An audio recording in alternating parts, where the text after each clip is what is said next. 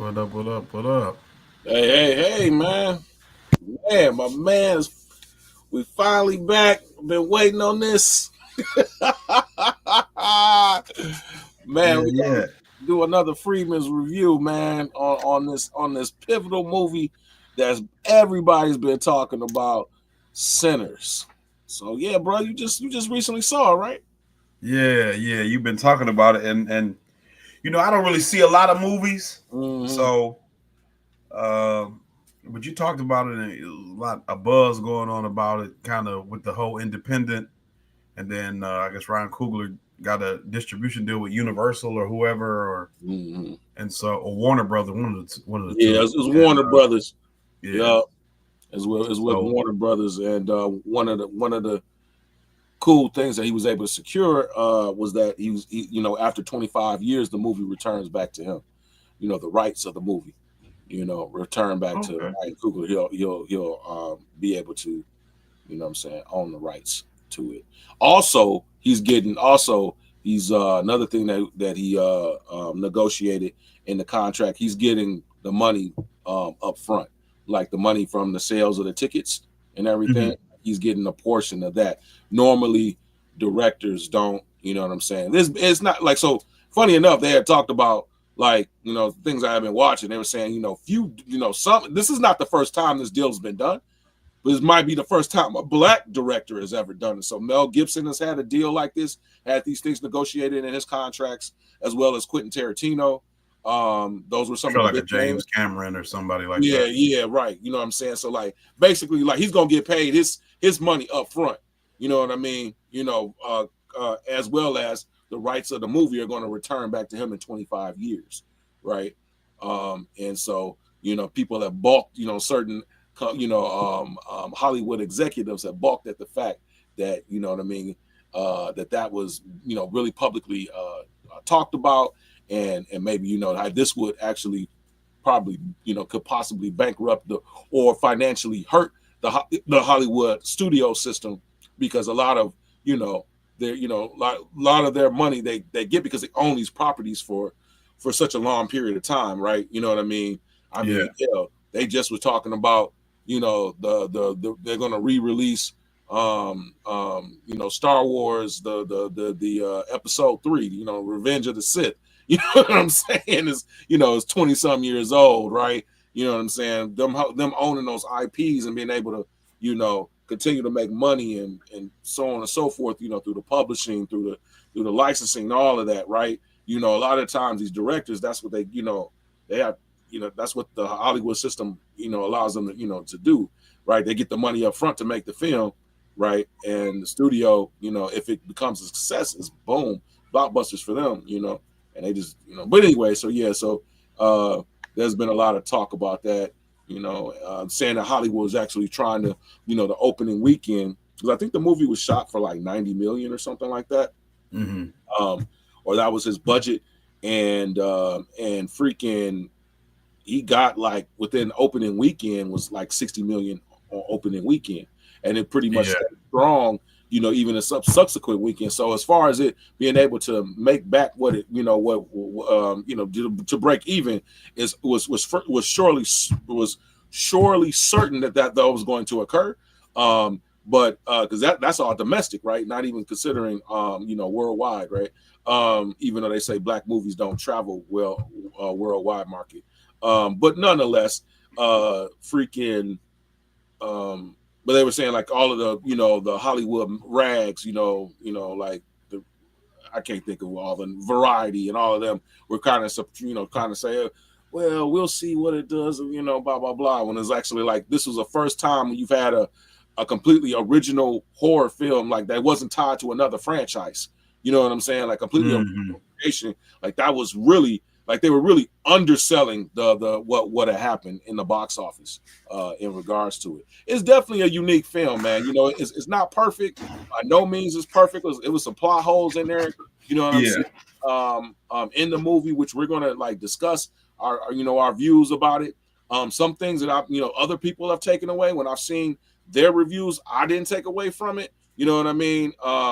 Uh, Specifically the scene where Sammy is playing in the juke joint, and it was kind of like almost like a music video type scene where Yeah.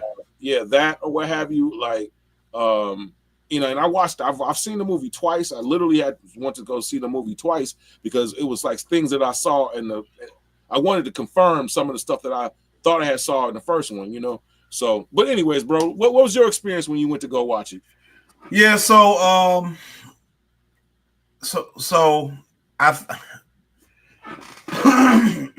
I enjoyed the movie. Mm-hmm. Excuse me.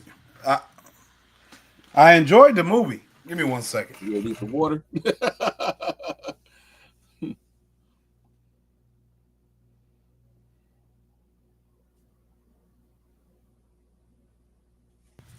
So I enjoyed the movie. Mm-hmm. But I think what tends to happen, and I kind of blame like Jordan Peele, like after Get Out, Yeah. because that movie had so many layers to it that I feel like it really changed the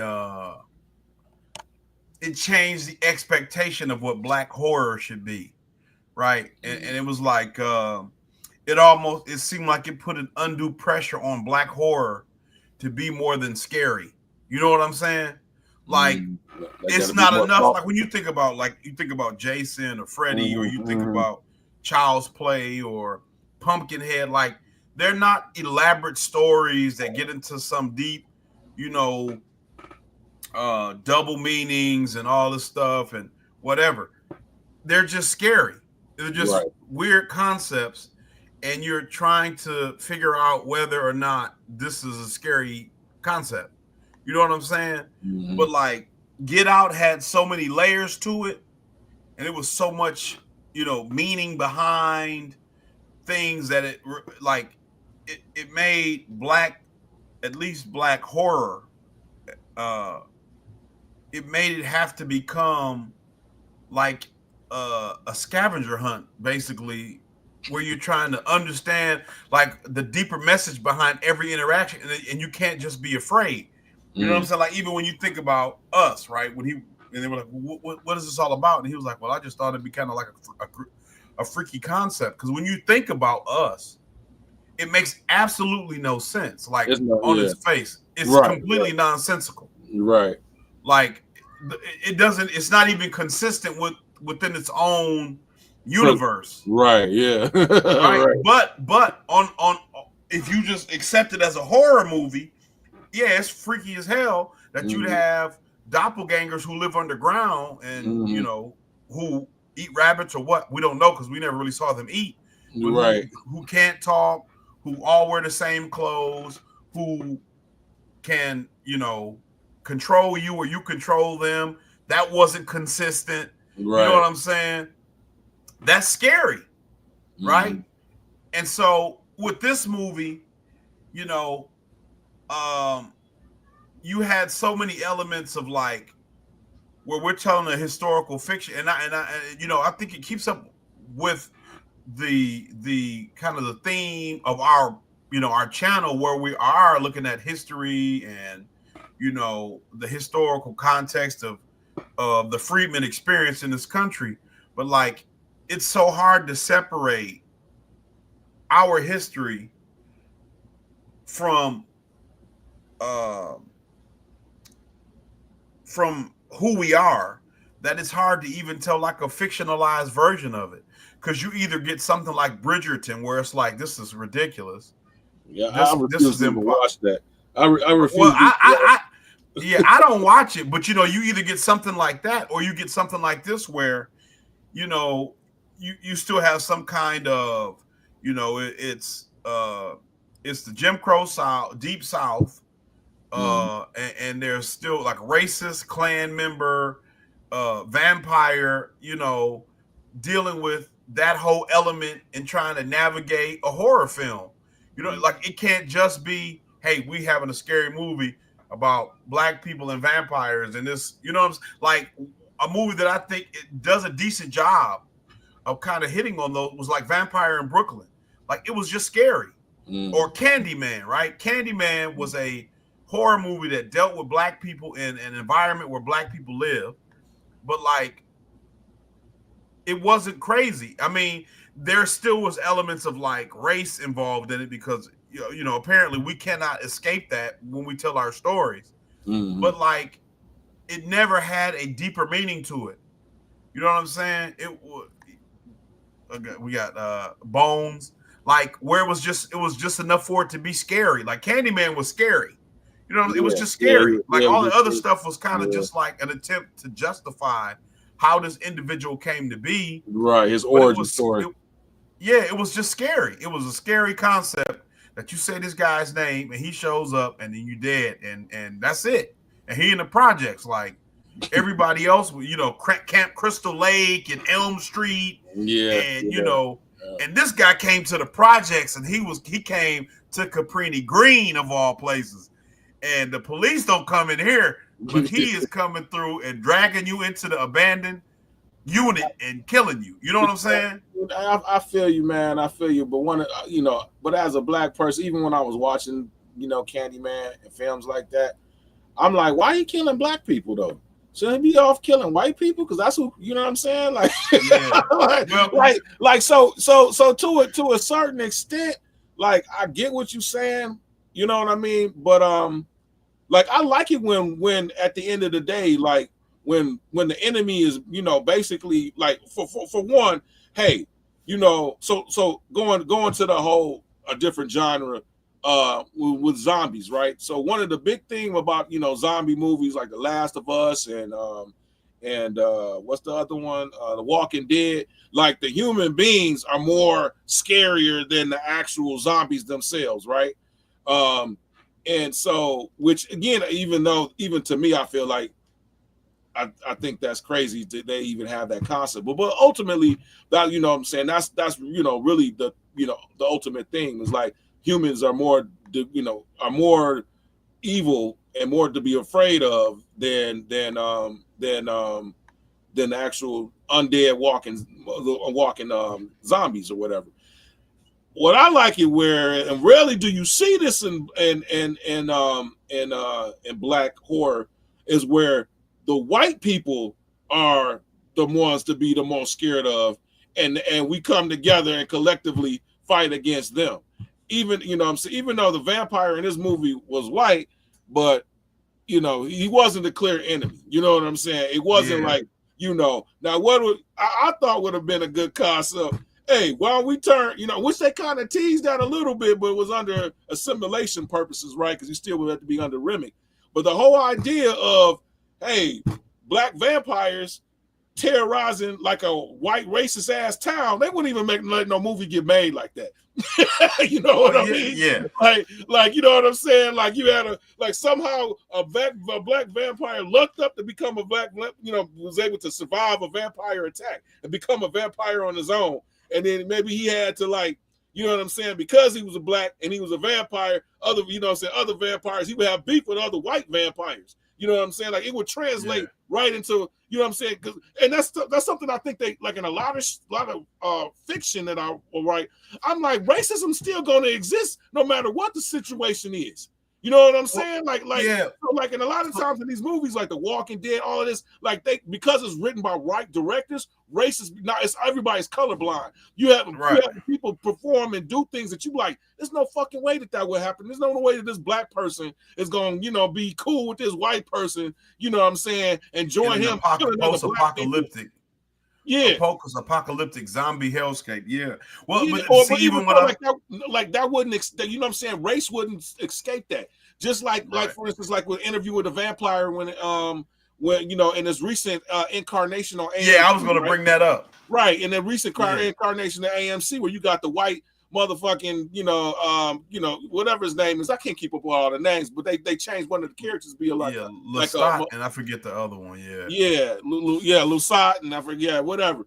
And it was like some, to me, butt breaking type, where you got, sexual relationship or whatever. This is, what I'm saying? Like, if I know, like, immediately, if I was if I was a vampire, I just would think, like, if I had superpowers of any form or fashion, You know what I'm saying? And my mind hasn't been, isn't warped or whatever. Like, you know what I mean? I'm not a zombie, but I, you know what I'm saying? I still have my, that's what vampires are. They still humans. You know what I'm saying? Right. But they just got these, immortal. they got these different things. You know what I'm saying? They got these different powers now. Obviously, you know what I mean? Like, why would, you know what I mean? Like you would still have, because they still have some human emotions still. You know, they recognize, they still got their mind. I would think the natural thing would be, it was like, you know what, fuck this. We fucking these white people up. You know what I'm saying? Or I'm gonna create at least trying, or I would create an enclave. You know what I'm saying? To do that, but they don't want. They won't do that. That's Hollywood will never have something like that. You know what I'm saying? And that's the interesting thing too, because like my daughter, my oldest, is reading Harry Potter now, right? Yeah.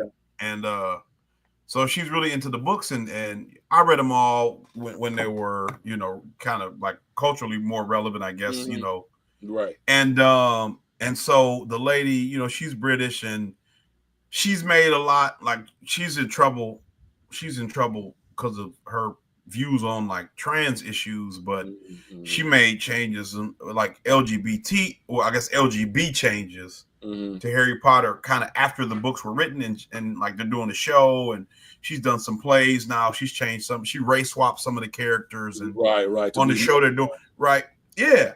And she got like an expanded universe on her website, and on the website it's like, there are wizard schools in the Americas and all this stuff. Like they're not just in Europe, they're all over. Right. And I remember talking to my cousin about it. I'm like, well, if there's wizard schools in America, then that means witches is bad people, because like slavery's going on and y'all just cool with it. Like y'all just, you know what I'm saying? Like, and so that's the thing. Like even though I'm kind of saying my whole complaint about the thing with Ryan Coogler, and like, I recognize like in a way you can't have a supernatural,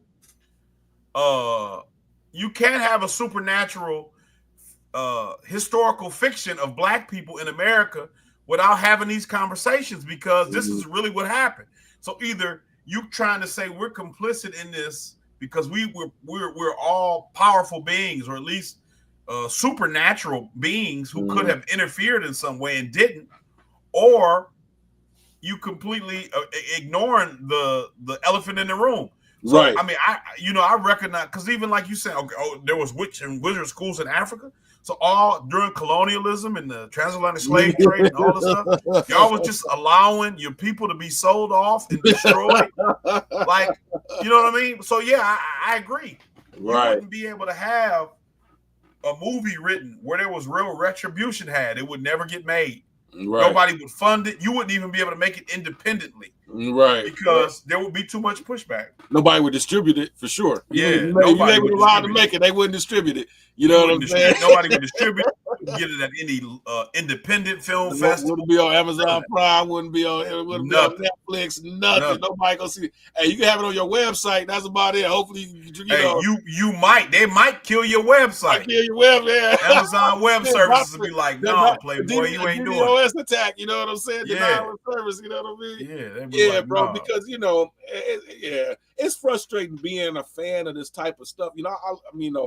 I've always been a fan of like science fiction, fantasy, horror, you know what I mean? Because it's just, something to expand the mind, you know what I'm saying? Like, different concepts. Because a lot of times, it's an abstract of, usually there's some sort of allegory, some sort of message, some sort of thing that the author is trying to get across, but he's not, but through these different elements, through fantasy or whatever, is not as just straight up as plain. Like we all know that, anybody who's a comic book fan of any sort or of any know that Magneto was based off of Malcolm X, and freaking Professor X was based off of Martin Luther King, right? And you know what I'm saying? Like straight up, you know what I'm saying? Stanley and all of them, that was the whole purpose of it. The whole purpose of X-Men, you know what I'm saying, was that was their allegory of the civil rights movement, and the whole idea of a persecuted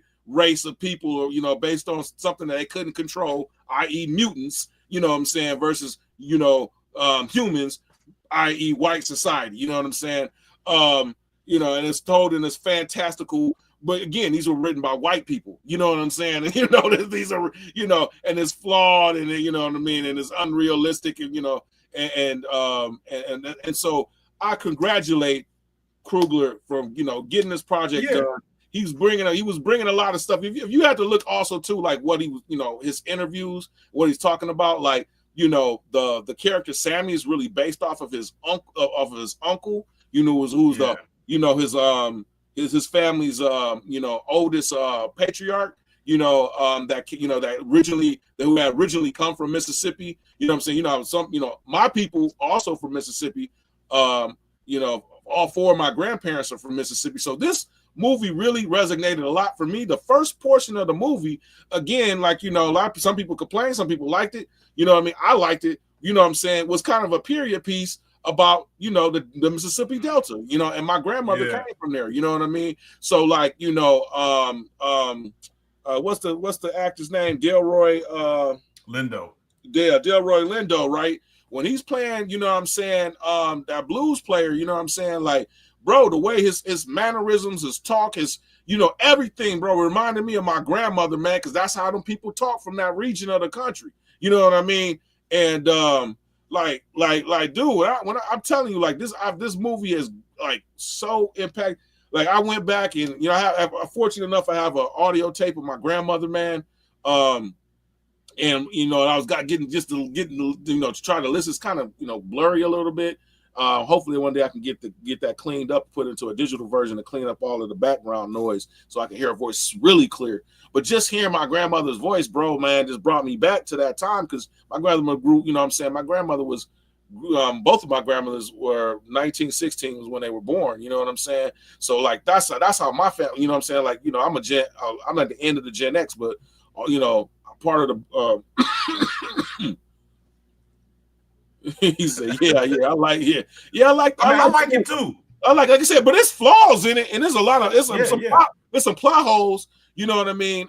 Definitely. And we're gonna get to talk about the movie and talk about some things around it as well. So, you know what? You know, screw with me just talking about my background, family, or whatever. You want to go ahead and break out the plot points, and we could talk about what we thought about these different plot points. So so first and foremost, if you haven't seen it, this is going to be a spoiler review, because we're going to be talking about different elements inside of this Freedmen story of Sinners, right? Because that's surely what it is a Freedmen story. You know what I mean? Yeah, we're doing it now. Spoiler, you know what I'm saying? Spoiler, no, we're doing the spoiler alert now. We're letting you know that's what we're about to do. We're about to go point for point, plot point. We're going to go into it. And it's going to lead us to some other subjects in regards to some of the things that we saw in the movie. So we're going point by point. So spoiler alert. Yeah. Spoilers. You probably should have put that in the thumbnail too. Spoilers. Oh yeah. Yeah. Since we both. I could update the title. Yeah, you can later on. Title, yeah, spoilers. Yep, spoilers. Okay, so go ahead, man. You want to get into this? Yeah. So spoilers. Let me see. I'll try to. My grandmother would have been in 1932. My grandmother would have been what would have been 12? If I'm doing the math right. Yeah, she would have been 12 in 1932. Okay. So it says, so synopsis: in 1932, Mississippi, Sammy Moore staggers to his father's church with a large claw mark on his face. He clings to a broken guitar neck, claiming that music has dangerous supernatural power. His father asks him to give up music and repent. Now, so when I first, when the scene opens up this way, he's driving into the city. Right. I mean, well, not to the city, into the little town or whatever, to the church. I'm sitting here like, he's got this guitar. Like, is this going to be like an allusion to Robert Johnson going to the crossroads and selling your soul? And like, now is he going to be some great blues player?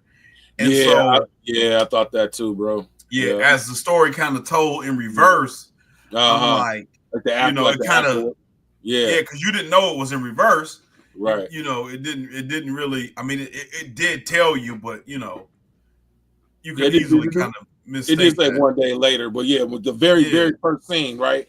Yeah, I knew this. I knew this movie based on the trailers had something to do about the supernatural. You know what I mean? I knew there was going to have vampires in it.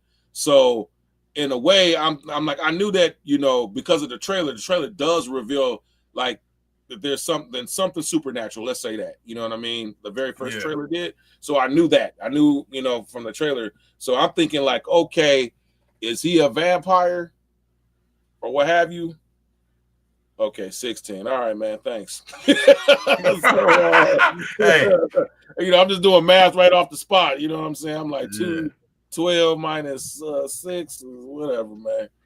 So we got somebody don't like it, but this is okay. Thumbs down. All right, go ahead. But yep. So I go back to read it. The day prior, Sammy's cousins Smoke and Stack, and I thought that was kind of corny, but. Identical twins of World War I vets returned to Mississippi after several years in Chicago. They explained to their old friends that Chicago is not the race. Now, see, this is the one thing I thought about with this too. I'm like, well, 32, and World War I ended in 18, and I'm like, how old were they supposed to be? Because like they would have had to been, fairly old by 32 if World War I ended in 18, unless they, what I'm saying? I didn't even think about that. Yeah, they would have had just based on what you were saying, like they had to been born either like in so let's they would have had to been born. Let's say they were born in 1900. They would have been 32, right? You know what I'm saying? I mean, it's plausible, bro. It is plausible. If you born in, but then that means they would have really almost. So I thought that, and I said, well, then they really only would have gotten to World War I, like right when it ended, because it ended in 18. Yeah. But it ended in 18. We didn't get involved until 2016. I want to say 16, right? We didn't get in right away. 2 years. I think we were in the war for 2 years. Let me look. World War II for the U.S. World War I, U.S. So then I'm like, they couldn't have been in it the whole time we were in it if they were. So, no, actually, we entered in 1917. So but they could have been part of the. See, what I do know is that the Harlem there were black soldiers in World War I. There definitely was, and I know you had the Harlem Hellfighters. Yeah. There were. I mean. That's one of the things that stuck out to me is their age didn't really seem to match up. You think they would have been older? You felt that they should have been older? Well, I feel like if they would have fought in World War I, they would have been older. By the time they came. Bro. I mean, they was taking mofos 15, 16. People were lying about their age. Yeah. I mean, you know what I'm saying? Like, so I know they were. It's plausible. It's plausible. You know what I mean? I mean, I know people were lying. I know my granddad lied about his age. You're right. He said he was like 16. He said he was 18. He was only like 16 to work at the plant. Right. Both of us was lying about their age or whatever. So, I mean, it's plausible, bro. You know what I mean? Yeah. But it says they returned to Mississippi after several years in Chicago. They explained to their old friends that Chicago is not the racial paradise they were hoping for. Using money they stole from Chicago gangsters, they built a sawmill. They buy a sawmill from racist landowner Hogwood, planning to start a juke joint for the local black community. They recruit guitarist Sammy, piano and harmonica player Delta Slim, and singer Pearline. They also hire Smoke's estranged wife, Annie, and Delta Chinese shopkeepers Grace and Bo Chow to cater opening night. And see, I didn't understand that was supposed to be their wife. That it was supposed to be Annie was his wife. I thought that was like a girl he used to mess around with, not his wife. Well, you know what? Based on and that, wife. This is Wikipedia, right? Well, IMDb. This is IMDb. Yeah. So like, I don't know from what I took, and a lot of people have taken. I don't believe she even was somebody. They didn't get married in no church. You know what I'm saying? Like that's why. Like, that's what they kept. She did hoodoo or something. she was like, mystical, voodoo type. You know what I'm saying? Yeah. Was into the old African traditions as if they were passed down to her. 100, which didn't again wouldn't have made sense in my opinion. Not in that age. Maybe Reconstruction. You know what I'm saying? Maybe even like Civil War time. You know what I'm saying? But like that was that. Yeah, to me, like in the 1930s, they're still practicing people doing voodoo, like as if they were, Haitians or Africans that just came across. Like I think a lot of that stuff is embellished, and and actually what ends up happening with these movies, it aids into people's misunderstanding about history. You know what I'm saying? like for real, But nonetheless, that's how they explain it. Like she's supposed to be like this mystical, woman that's with her own. Remember, because she's selling out remedies and stuff, and like that was the big thing about Smoke is like, it didn't save our kid. Later on they talk about, you know what I'm saying? Like he didn't believe in any of this, you know what I'm saying? But anyways, but go ahead. She believed in charms and all of that. Yeah. So it says Stack awkwardly reunites with his ex-girlfriend Mary, who passes for white, but is secretly 1/8 black. Mary is upset that Stack abandoned her to go north. Stack responds that it is not practical for a white, quote unquote white woman to marry a black man. Smoke argues with Annie about her interest in the occult. Annie claims that her rituals kept the twins safe, but Smoke responds that their infant daughter still died. And so that was another point, like the passing thing. Like, I don't know. I feel like she would have still been black in the South. Like, as a Southerner, she would have just been black. They wouldn't have considered her passing so much because they were like, she would have been able to pass as a white person up north because nobody knew her. And so I feel like that was a different thing too. Like she would have been able to get away up north and have more problem. I think people know your family in the South. Yeah, exactly. Because I thought the same. First and foremost, I felt like again, my part of my family comes from this particular type. You know what I'm saying? Like my grandmother, my mother's mother, never considered herself black. She never considered herself black, bro. She was, you know what I mean.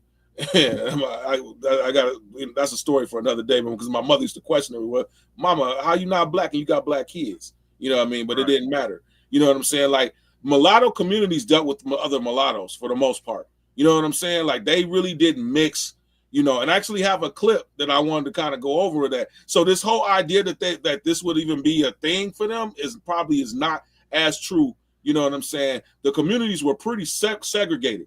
You know what I'm saying? The mulattoes in the South, specifically in Mississippi, compared. So like this idea, because remember another part of it that doesn't explain. So if remember the twin brothers were living with her and her mother. You know what I'm saying? That's why she actually criticized them. Like, I'm down here because my mama died, and y'all never sent her any. Y'all, you know what I'm saying? Y'all didn't even send any flowers, right? You know what I mean? She, y'all live with us now. Okay, so what?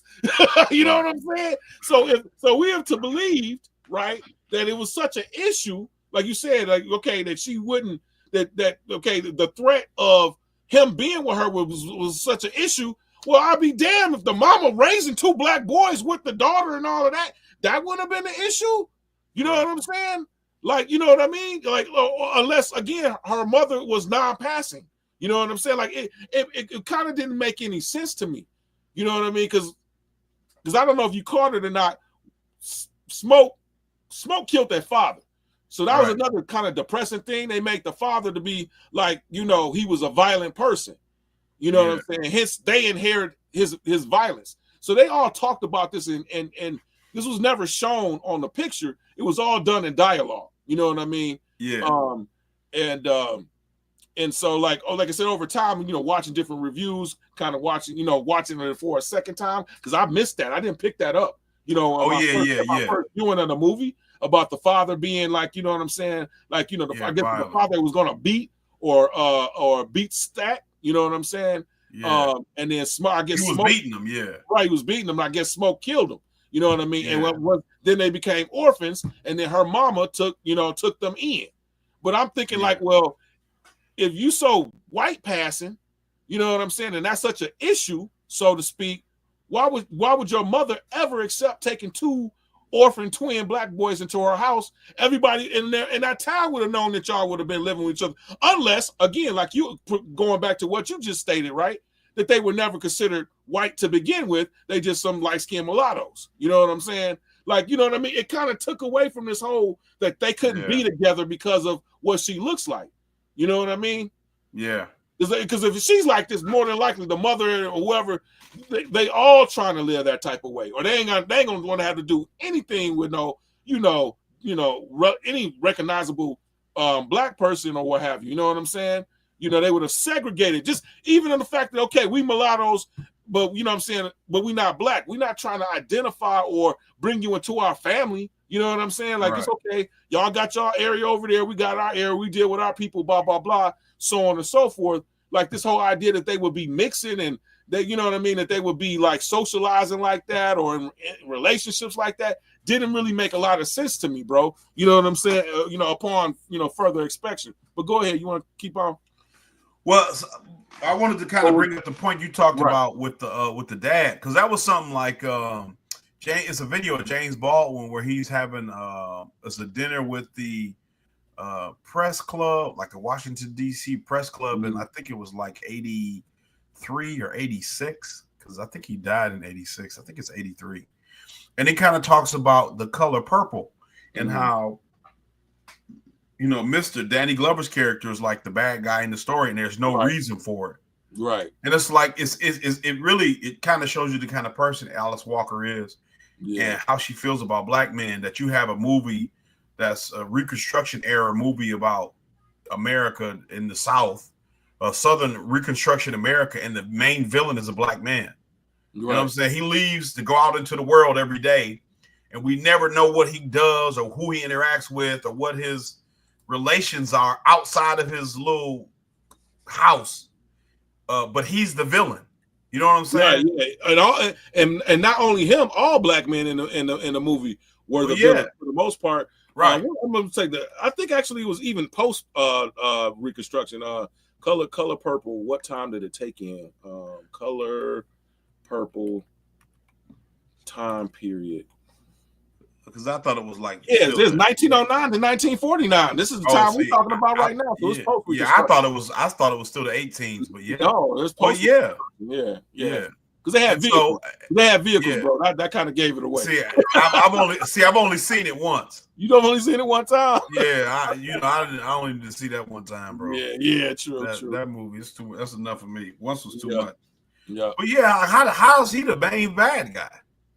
Or I won't say the man. What you talking about in the color purple? But but there was no need to make their father a bad guy. But basically, it was pretty much like kind of an undertone that they were bad by virtue of being their sons. By virtue of them being his son, right? Well, see, I don't even mind the dad being a bad guy, but like to make him a bad guy towards his children without the context of where they live and what he had to deal with, I think is a problem. You know what I'm saying?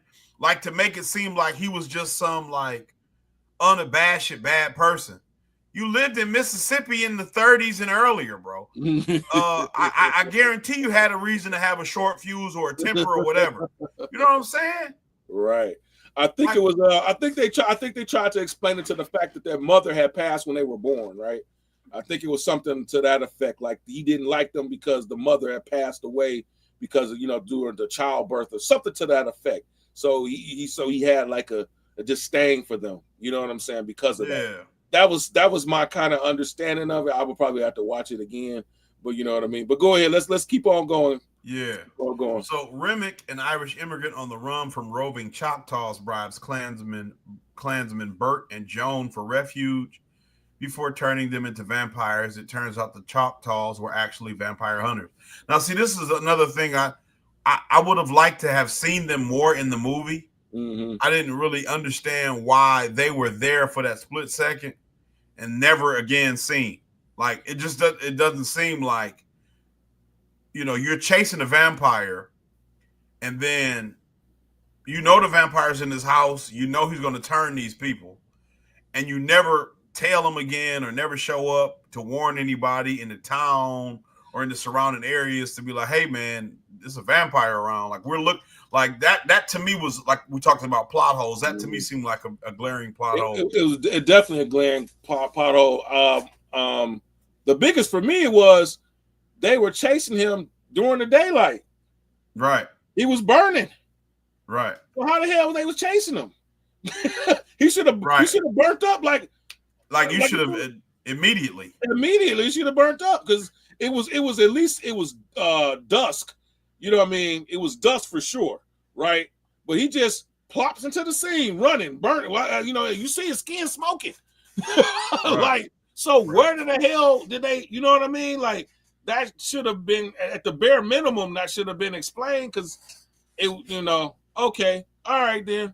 So let's keep going. The juke bar opens to a loud and joyful crowd. The trusting Stack and the compassionate Annie cajole the cynical Smoke into giving discounts to customers who cannot afford to pay more.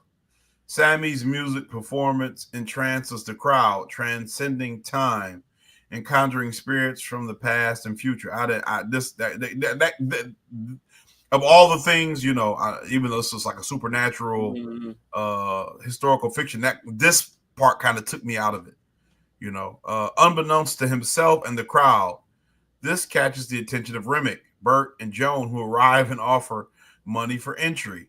Smoke and Stack sense something is wrong, but Mary offers to speak with the trio as the bar needs the money. Remick turns her into a vampire. This by far, this scene, and I'm glad that this is written up this way, because I have seen people interpret this scene in so many ways that I didn't think that it should have been interpreted.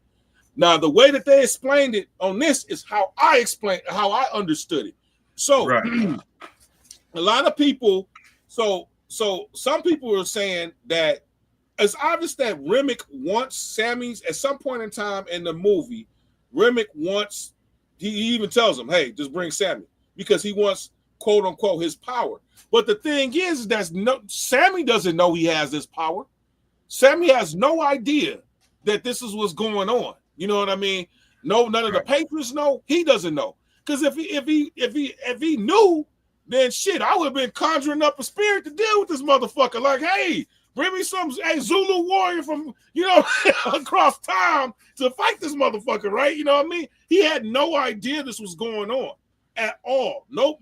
Nobody fucking knew but him. But it just so happened. And so it wasn't that Remick was looking for him, because a lot of people interpreted that Remick was being seduced, like he was looking for Sammy. No, they just so happened to pass at that point in time. Now, because the vampires can see that, because they have unnatural light, you know what I'm saying? They could see that. That's what drew them to it. They saw all of this. You know what I'm saying?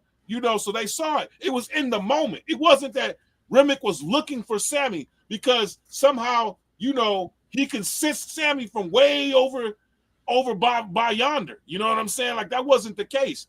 Now, I get it, what he was, and ultimately what the whole point of the scene, it was to show that music, right?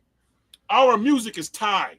You know what I'm saying? Specifically to like anything current, right? Has our origin story of Black American music starts really, I can't say start, but it's definitely a good portion of it come out the blues, right? There's really not too much before the blues, maybe gospel, Negro spirituals, you know what I'm saying? Right. That might be like the only thing, before the blues, but definitely jazz is after the blues. You know what I'm saying? Definitely, obviously hip hop, rock, all the thing. And that's the reason why that was in that scene. That's why I was in that scene, to show that there was a connectivity to the music, Black music from the past and into the future, right? You know what I mean? And that was just like, that was a artistically way, a stylized way of doing that. And now through things that I've watched, while you get the Asian people in the mix, because he decided to include them and include their traditions in this scene because they were there. And then and it also is kind of like a kumbaya moment that all music has some form of all culture has some sort of ties to each other from what what I mean. Like there's this weaving of the past in the present and vice versa. Well, yeah, more so the past and the present. You know what I mean? That was the point of all of that. That was the point of that scene, in my opinion. That's my interpretation of it. But again, this was going on, right? Through the playing of, and I can definitely understand that from when you listen to old school music, you listen to music from different eras. I know I have over time. It's like, oh, I know where that came from. Oh, even like when you listen to a song, like, oh, well, I was just talking to somebody. Literally, I was talking to somebody about Too Loud Crew, Me So Horny, right? You know what I mean? We love you long time, right? Yeah. Like I you know what I'm saying? I knew that from Too Loud Crew. I never knew that was in Full Metal Jacket. You know what I'm saying? Oh, yeah. I never knew that's where he sampled that from. And so when they were saying, here I am many years later, I'm in the army, we in the barracks in the door, you know what I'm saying, in the common area watching Full Metal Jacket, you know what I'm saying? And I'm like, oh shit, that, you know what I mean? I don't know how many songs over a period of time. Freaking Fresh Prince of Summertime is was whatchamacallit, he sampled off of that, right? But you started as I gotten older, I'm like, oh shoot, like even Leon Williams, I want to get freaky with you, right? That was the, you know what I'm saying? Like that's the freaking sample of, Ain't Nothing But a G Thing. You know what I mean? Like, you know what I'm saying? And actually I've ended up, you could go down a freaking rabbit hole, right? You know what I'm saying? Of, the original music, and then start listening, you start hearing it like in blues and rock. Like I like classic rock. You know what I'm saying? I like classic rock. It's closer to the blues guys from the Delta. You know what I'm saying? From that type of, you know what I mean? Yeah. That type of music versus heavy metal or whatever. I do like grunge. You know what I'm saying? I like the alternative grunge music because that was kind of my day. Nirvana. Whatever. Soundgarden. Soundgarden. You know what I'm saying? Freaking Pearl Jam. That was the music of my time. You know what I'm saying? The white music of my time, of my era, my generation. Either or, like all of it has a link to what was going on in the 70s, right? You know what I'm saying? The rock and roll groups in the 70s or whatever. Freaking, anyways, the point being is that freaking music has a connection. Got it. Cool. So that, but again, and who knows why we listening to this music, it could be spiritual things happening. But we're unbeknownst to it, right? But because the vampire could see this, you know what I mean? That's what attracted him to it. You know what I'm saying? That's what attracted him to it at that moment. But it wasn't that Sammy knew this was happening, or anybody did. You know what I'm saying? They didn't know this was happening. This was going on, or what have you. So that was something clearly. I make sure to go back to the movie and peep that out. Like, you know what I mean? Sammy didn't have any quote unquote, in my opinion, he didn't have any special power. Yeah. It was just that he was such a good player, you know what I mean? And this, this thing was happening. Maybe he didn't summon them. Let's say that. It was it was like what they talked about in the beginning where they were saying, right, all these different groups who have people in their communities who are able to like commune with the spirit world or whatever through music and song or stories or whatever. But in this case, he didn't have any way to talk to them back. You know what I mean? Yeah. You know what I'm saying? He wasn't aware of it. Yeah. He wasn't aware of it. So like I could get it in that sense. Like, okay, yeah, some people do kind of, will say like, hey, they feel like when they listen to certain music or they, you know what I'm saying, of it's definitely a certain era or, you know what I mean? Like you can feel like, okay, you're in that, you could feel that link to the past, you know what I'm saying? Or to your ancestors. Like for instance, I was literally from watching this movie multiple times. That's why I don't know if I sent you a couple of times. I sent you some Chain Gang songs. You know what I'm saying? I sent you some military marching songs. You know what I mean? Like, the dope calls, military. Like you see where that's just where you start connecting the dots. Like, you know what I'm saying? Them Chain Gang songs is where they got where the marching songs, they got the same rhythm and cadence. You know what I'm saying? You know what I mean?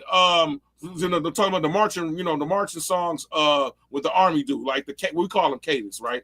But funny enough, because of the cadence of you when you hit your left foot, right, down is to keep, it's supposed to keep, a rhythm to keep you in step. Same thing with the chain gangs. They were singing those songs, rhythm to keep them, pounding on the railroad stick or doing whatever, and that's why in the movie when Delta Slim is talking to them, you know what I mean, about, because he passed the chain gang. You know what I'm saying? Right. He passed the chain gang in the movie, and he kind of tell him, keep your head up. You know what I'm saying? He goes on to talk about the story about his friend or whatever the case, and his friend being, I think he was hung or whatever the case. Yeah, lynched. He was lynched, right? You know what I mean? Like I started like, yeah, man, I remember, you know what I'm saying? I've listened to chain gang songs, and actually they're hella good. You know what I mean? Like, the rhythm is hella good. You know what I'm saying? It just started leading you going down all this road. Is like how much American music has been influenced by us, and that's kind of like the underbelly about. So the vampire, right? He wants to suck this essence out of Sammy. You know what I mean? And because we find out that Remick has this ability to anybody he bites, he is able to gain their essence, their memories, all of that. So yes, he is going after Sammy because he feels like if he's able to get Sammy's power, he'll be able to commune to his people consciously. But it's not like Sammy was able to do that consciously.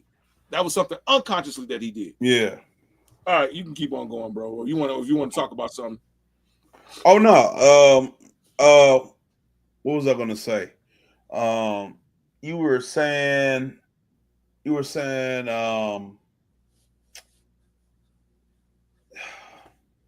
something about that's why I think when you listen to like old soul music or old blues music, right, it has a different sound, or even like old gospel music, because it's like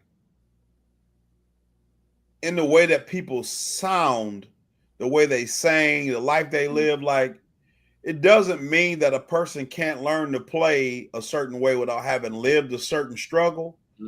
But they just have a different feeling that they put into it, that you can, the way they talk, the way they sing words is different than, you know what I'm saying? Like, and so that's why sometimes a lot of these period movies too, when they have like young kids who can't do like, who can't do accents or mimic like certain speech patterns, it takes you out of it because they just talk the way we talk now. Right. You know what I'm saying? You're not able to bring that level of truth or authenticity to it. But because it's not a lived experience, or they're too far away from it. You know what I'm saying? Like, for instance, going back to what we were talking about earlier about Delroy Lindo, right? He was able to perform as as Delta Slim, is because I'm sure enough he is, you know what I'm saying, he grew up with somebody who talked like that. You know what I mean? I don't think he's a Freedman, is it? Hopefully I'm I think he's been living here a long time, but I think one of his family members, he might be from the Caribbean. Is an English American actor. Damn, goddamn, he was born United Kingdom. But he's been here a long time though. He still may have known people because he's been here a really long time. Wow. So you know what I'm saying? But yeah, he looked like he one of us. You know what I'm saying? You know what I mean? But yeah, but that's amazing. Well, give credit to him as an actor. You know what I'm saying? To be able to really invoke, that spirit, because like you said, man, it's the pain. You know what I mean? Like, I knew, again, my grandmother grew up in the freaking Depression. You know what I'm saying? Like, I remember asking my grandma about it. I was like, Grandma, like, because I'm learning about it. I'm a kid and, probably middle school, whatever. And I'm like, how was that, growing up in the Great Depression? And she was like, shit, we was poor all the time. It really, really bothered us.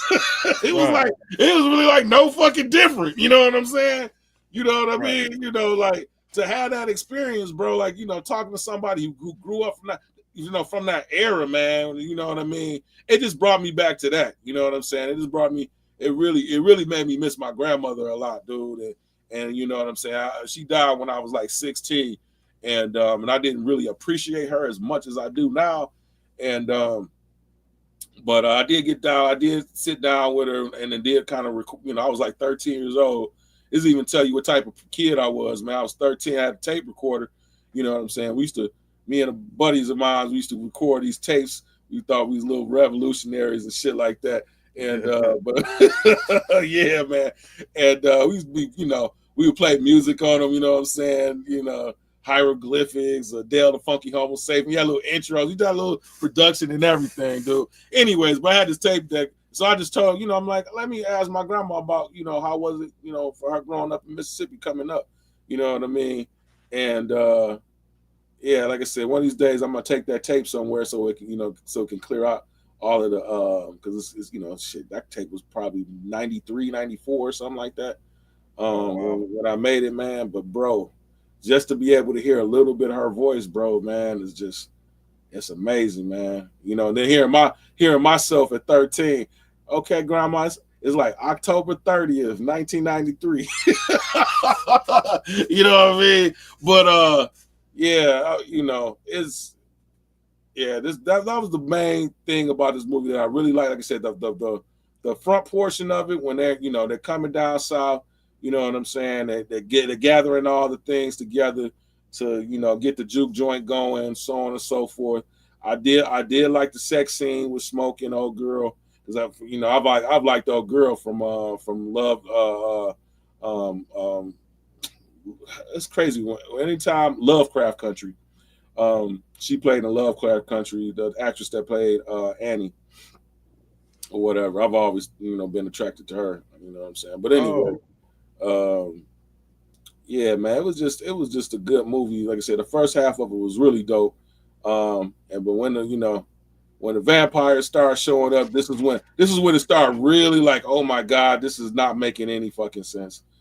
This is not making sense. And it's not so much the vampires and everything. But okay, so we got up to here where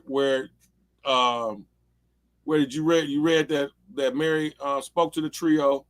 Yes, and Remick turns her into a vampire. Right. Returns to the bar, seduces Stack, and bites him, seemingly killing him. Smoke shoots her, but Mary is unaffected by the bullets and runs outside.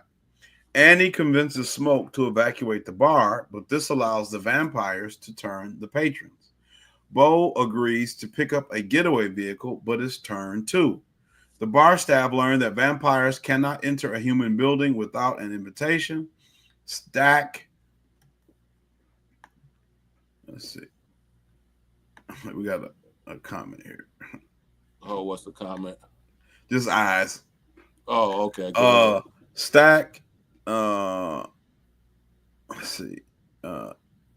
Stack revives as a vampire, but Annie forces him to flee with pickled garlic juice. Annie teaches the staff that only a wooden stake or silver can kill vampires. I thought silver was only for werewolves, and only garlic or a wooden stake or crucifixes. It depends. I've seen a couple of times, but yeah, you're right. It's mainly wooden stakes. I've seen a few movies that have employed the silver bullets as well, but mainly, you're right. Mainly is with werewolves. But before we go further with this is where another part of the movie, I was like, the second half of the movie, I was kind of disappointed, bro. You know what I'm saying? I was like, oh, bro, this shit ain't making any fucking sense. So the and I feel like the logistics of the film started falling apart. So we already established that Remick or vampires can't be they can't enter a domicile, an area without being allowed to be let in, right? Right. We established that. And two times when Remick first appears, when he, he had to, be let in into the Klansman's house, and then also at the juke joint, right? You know what I mean? They wouldn't allow him to come in, right? So when what's her name? Is it Mary? Mary, when she goes out to get bit and she's let back in, right? She's let in. That was it. She had already been bit. She had already been turned. She was let in. He controlled all of them. So You mean to tell me? So to me, that's where I was like, wait up. And then not only that, Stack was in there. He got turned. So you've had two vampires enter and exit. One was turned outside, enters, exit. One was turned inside, exit. What's the holdup? Why? You know what I'm saying? You've already had two vampires that are connected because he's the triangle, right? Or he's the centerpiece, right? He's, you know what I'm saying? He has all of them at this point. You know what I mean? He didn't he did directly bite Mary. He didn't directly bite Stack, but you would think that through the chain. Now, she does say that killing him doesn't necessarily kill all the other ones. Annie makes that, point of that lore. But I'm like, she entered. Mary entered. All you needed was one of you to enter. I didn't think it was like all of them had to be, invited all at the same time. As long as you got one in, shit, the other's gonna come. You know what I'm saying? Because he had dominion over all of them. That was shown in the song that they did. Then in the little Irish song, you know what I'm saying? He had all of the ones that all the people that he turned, he had some sort of control over them. So they established that in that scene. While you know what I'm saying? So I'm like, well, if one got in, if you got one in, you had two in. You know what I'm saying? That would have been able for you to get in. Well, the fact that they don't die, they can't be shot. And I mean, it's not that they don't die, but they can't be shot. They can't be killed easily. Like, she ran out after getting shot, like, bite some people. What are you doing? That's the part for me. And then, like what you're saying, you already had control over everybody. So when they had that scene, like, that was creepy when they had the scene and you just saw everybody's eyes glowing and they were all dancing in a circle. Right. This big Benetton ad, multicultural vampire coven. Right. But like, that's the part. It's like, so is it any music? Because like, if any music is infectious, then it don't matter. Because you don't really need to lure people. Apparently, you can just overpower them. Right. Yeah. You said the river dance got me. That shit was funny to me. You know what I'm saying? Yeah, he was doing them high kicks. Yeah. But you get what I'm saying? Like, the music seemed like it was like a contrivance. Because you could ultimately because he still got more people than they had in the club. Right. Like, he had still gone to the town and gotten people. So you could eventually just get the whole town, and then what? Like, that's what I thought was eventually going to happen. I'm like, they're going to just turn the town, and everybody in this little, they're going to have to hold out in this little juke joint until daybreak, or they're going to all die. And they would have been able to, well, they could have held out held out, you know what I'm saying? But not necessarily. I mean, if they held out, it wouldn't have solved the problem, because ultimately they just would have went somewhere where it was dark. You know what I'm saying? But the big thing was, we might as well just jump onto it, because we over 5 o'clock, bro. I can't stay up too late. I'm gonna scrap everything. We may have to do a part 2 on the other stuff I want to talk about. But let's go to Miss Bo and what was it, Grace? Yeah. That was what it was. Yeah. It's coming up right here. Yeah, go ahead. Let's talk about this. So, Remick cuts a deal with the staff that he's not racist like the Klan and values Sammy's supernatural music skills. He argues that vampirism will give the staff immortality, power, community, and freedom from racial persecution.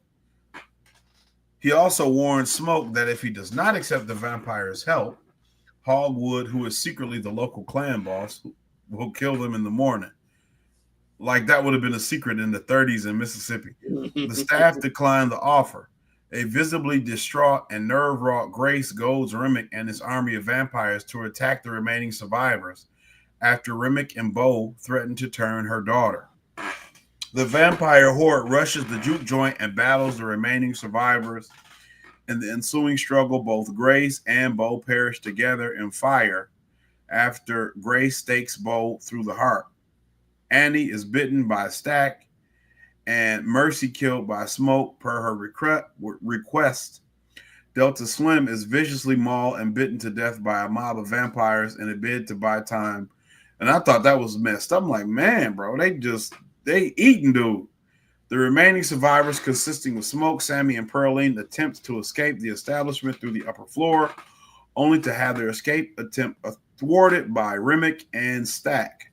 Smoke and Stack engage in a one-on-one fight while both Sammy and Pearline battle Remick. Pearline is bitten in the process in an attempt to free a struggling Sammy against Remick and urges Sammy to abandon her. Okay, let's talk about this.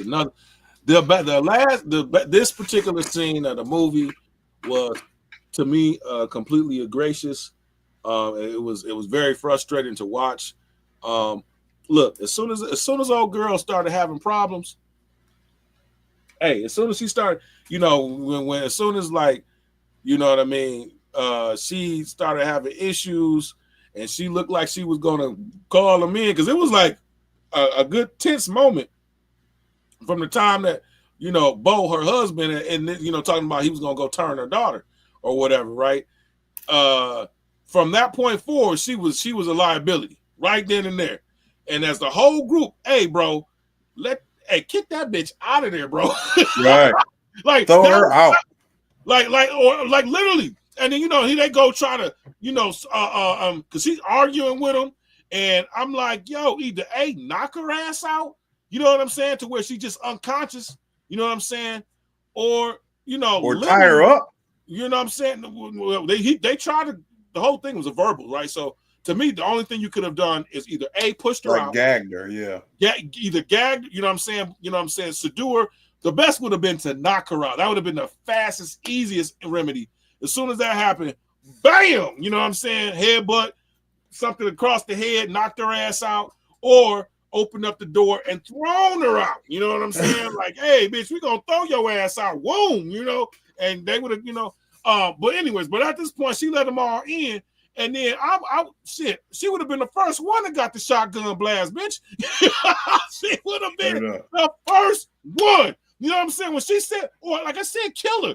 You know what I mean? Like, that they stood no chance against all of Absolutely no chance, bro. And the fact that they even tried to make it look like they could put up a fight was ridiculous. You know what I'm saying? Like what happened to Delroy, you know what I'm saying, character, would have happened to all of them. They would have been swarmed. This whole they was like letting them fight. You know what I mean? Like they was, you know what I'm saying? At one point in time, I think was Sammy and Remick were going at each other or some shit like that, and the rest of them are just looking. I'm like, come on, bro. This is these are supposed to be hungry, crazy monsters. They not gonna allow you to, like, oh yeah, we're gonna let them do a one-on-one, let them catch a fade. You know, like, come on. Right. they were insatiably hungry. You know what I'm saying? So like they would have just swarmed. That would have been the end of it. So my whole thing is like, okay, I get it why he didn't do it that way, but like as a writer, bro, you need to write shit that makes sense. Maybe you made it to where it was a bear. Like if maybe you made it to where there was an upstairs, there was a barrier, you could funnel them in. You know what I'm saying? Like how in Dawn to Dusk they had that last scene where they had escaped to the back room and it was a bunch of shit back there. You know what I'm saying? I don't know if you remember. Yeah, that's what it kind of reminded me of. Yeah, from Dusk Till Dawn when they was in that mission or whatever that building was, the hotel exactly. or whatever. Yeah. A lot of he admitted that he got that. He was definitely influenced by Dawn to Dusk, but at least made it like into a way that it was strategically. It didn't make it would have made sense to where they could hold off some of them, right? You know what I mean? Maybe fortify the freaking warehouse or whatever. You know what I'm saying? They, like I said, had a funnel point, something to where where them surviving a standoff and maybe some of them getting away made sense, but that didn't make. That scene logistically just didn't make any sense. So this is where I started kind of just getting like, oh, what the fuck? You know what I mean? like, come on, man. Like, are we serious? And I was even more infuriated because at the time I felt that because most of the movie I was thrown back at the fact that there was Chinese people in the Delta. I never knew. I'm thinking he's just making this shit up. I'm like, okay, he's from Oakland. You know what I'm saying? So, California, they have a lot of Korean, Asian shop owners. So maybe he's making this, this sort of, play to that. But I'm like, I thought for sure he was fudging on the numbers. You know what I'm saying? on the history. Come to find out that very, very, very much so that there was a community of Chinese in the Delta since post slavery.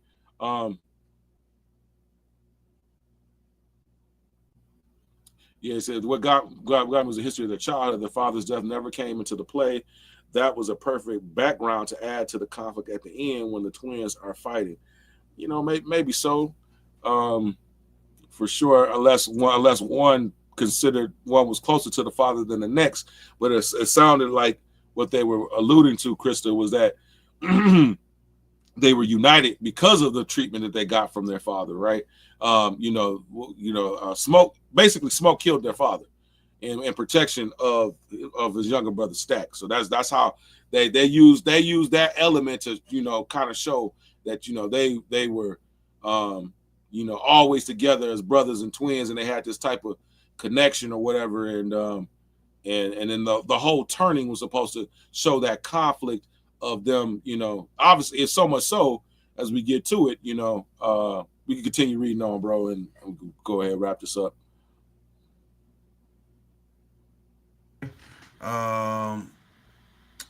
Sammy successfully evacuates the juke joint and runs to a car to escape, only to be stopped by Remick. Once again, Remick offers Sammy one last chance to join his side. Sammy breaks his guitar and wounds the vampire.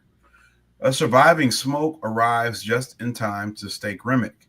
The dawn approaches, delivering the final blow to Remick and the rest of the vampires present, effectively concluding the horrors of the night prior. Smoke sends Sammy home and reveals that Sammy's guitar was nothing more but a regular instrument and not Charles Patton's possession, as Stack initially shared. True to Remick's prediction, Hogwood and a group of clan members arrive to reclaim the juke joint. Smoke engages the group in a firefight and effortlessly dispatches all assailants, but not before sustaining a fatal wound. In his final moments, a near-death Smoke sees Annie and their baby daughter in the afterlife, who encourages Smoke to join them. Smoke does so accordingly and succumbs to his wounds. The scene shifts back to Sammy at the church with his father, urging him to renounce his love for the blues. Sammy refuses and drives north, guitar in hand.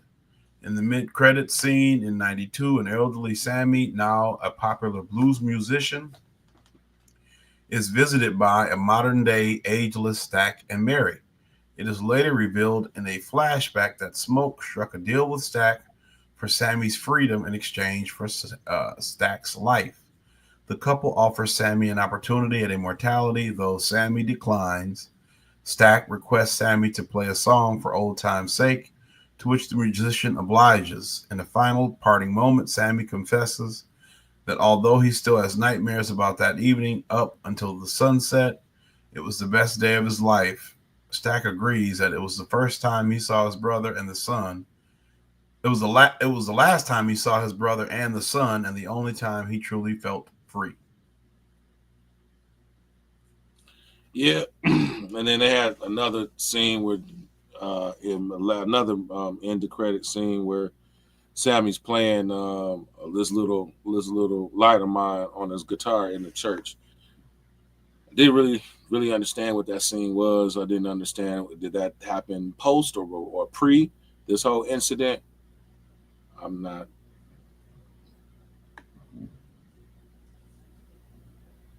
Yeah, it should have been more emotional. Yeah, I get it.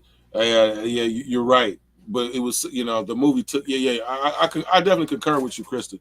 Had maybe they shown that to us on in the film, right, on the movie screen, then it would have made much more of a issue. Like they were trying to show us through how they interacted. You know what I mean? Like when they killed the snake, right? They were like one. You know what I'm saying? When the snake was in the back of the truck, Stack threw smoke, threw it to him. boom, he killed them. Like they worked in unison. Stack always, made cigarettes for smoke. You know what I mean? And then at the end scene where he's trying, he's going to make us, he can't even roll it. When he's trying to, because the Klan is about to come, right? You know what I'm saying? Hey, the machine guns would have been in handy in that fight against the damn vampires. Right. Well, remember they couldn't. Yeah. Well, no, they said it. He said it. He's like, hey man, the stuff is in the trunk, and they're like, we can't get out there. Remember? They do bring it up. They bring it up. I mean, they do bring that up. No, but I missed that part. Yeah, but I mean, for me, I feel like, I don't know, some of the like the Klan violence stuff was a bit too gratuitous. You know what I'm saying? Like it ain't. It's not like but it's just like, you know what I'm saying? I just feel like they made it a situation where it was like, and maybe I'm in the minority in this, in this view. But it's like nowadays with movies and stuff now, it's like now we got to just, for all the movies they made in the 60s and the 70s and the 40s and the 30s, when the white dude was going to the jungle and killing niggas or whatever, we got to reverse that now. We got to have our own black Rambos and stuff. And it's like, I'm okay you know what I'm saying? Like, well, I'm not saying, like, even like with Django, like that was my problem with Django. Like this didn't happen. And so it's like giving a false sense of pride when what was more likely was that, what was more likely was the exact opposite. Yeah. In real life. Yeah. Like even in these movies where you saw back in the day, like when the white dude going and committing some mass murder or genocide or whatever, that may have been actually accurate. Like when you read his story, histories of figures. And so is this just supposed to be like a morale booster, like an empty morale booster to, oh yeah, we got a black cowboy or whatever. Like, come on, bro. He was dead right away, but no, I don't mind that, man. That's why Django is one of my favorite movies. And my next one is what's I say? I felt likely they wanted to gas at the Parent Trap vibe, and we all were supposed to just be impressed with Michael B. Jordan playing two characters simultaneously. Now, see, my thing with that, maybe so. My thing with that is I feel like what they wanted was they wanted the opportunity to have a conflict and a major loss without actually losing something. Because if Michael B. Jordan would have been a singular character and he would have been turned into a vampire or killed, then you would have lost him. Right. But because it was two of them, once he got turned into a vampire, it's like, what's going to happen? Is the vampire going to die? And then we still got one Michael B. Jordan who's the human left. Yeah. And then after you assume the vampire version dies because you don't know because the post-credit scheme don't happen yet. You assume he's dead because the human one's still there, and then the human one dies, and you're like, well, damn. And then the post-credit scene happens, and then you say, oh, well, at least the vampire one's still here. You know what I'm saying? And so you in this constant, but it never feels like a legitimate loss. It's like, yeah, it's bad, but it's not so bad. At least one of them is still here. Ultimately, it's the same actor. It definitely opens itself up to, in my opinion, like this is not going, especially due to the fact that he's going to get his rights back in 25 years. Like it definitely opens up the whole being the ability to, to be able to do sequels or prequels with this easily. You know what I'm saying? Easily it opens it up for that. Now, would it be best served to do so? I don't know, because, the prequel version of it, you definitely lose you couldn't do the supernatural part of it, right? You would just have to kind of keep it to its time. It could be like a gangster film. You could show what they did in World War I, them, you can show what happened in their early childhood, how they were, because they were known as badasses in their town. You know what I'm saying? To them leaving, going to World War One, then going to Chicago, dealing with the Italians and Irish gangs and all of that. It would be a gangster film. You know what I'm saying? It would be like that. You couldn't really introduce the supernatural because it would have been like, well, they would have already known it. They wouldn't have been surprised by it. Right. You know what I'm saying? Had you introduce it in that prequel version. Then the other aspect you can do with it is that obviously Stack and Mary survived. You know what I'm saying? So what would that look like for them being interracial, quote unquote interracial vampires? You know what I'm saying? Living in America or wherever they chose to go or move around. How would them learning their powers, right? Because Remick dies pretty shortly off, right? So they only know so much of their powers. I'm sure there's other vampires around them encountering other, kind of like how they do in the vampire interview with the vampire. I don't know if the AMC version of it, right? You know what I'm saying? They kind of show him and the young girl going to Europe, you know what I mean? And they meet other, covers or whatever organizations of vampires. I think they end up meeting either one of the vampires that turned Lestat into a vampire, or what I'm saying, they ended up going further on or what have you.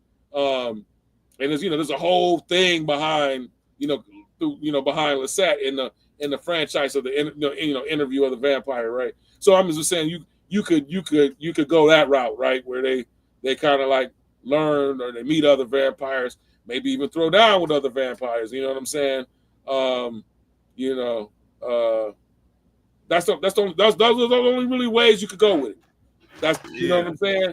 And obviously, I would think part two, the second, the latter of what I said, will probably be the most commercial because you can continuously, have more and more movies. Because again, due to the fact that they're quote unquote immortal to a sense, you know what I mean? Or you could have either he lose Mary, or one of them dies and then pass on to a younger vampire or another vampire, or maybe somebody in their family. You know what I mean? Maybe they're always looking, protecting their family members from, I'm just coming up with ideas. You know what I'm saying?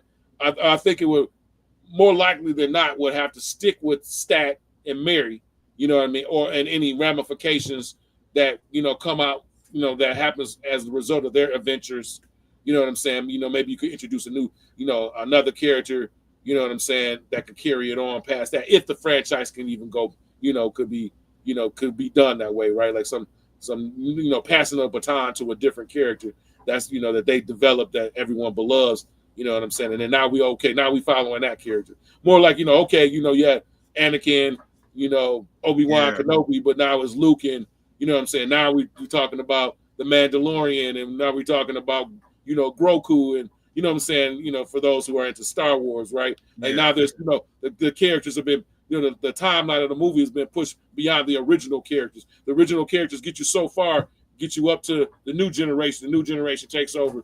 But the thing about it is that that's always a kind of peculiar thing, right? That's what even Marvel's going through right now, right? There's, Tony Stark is gone.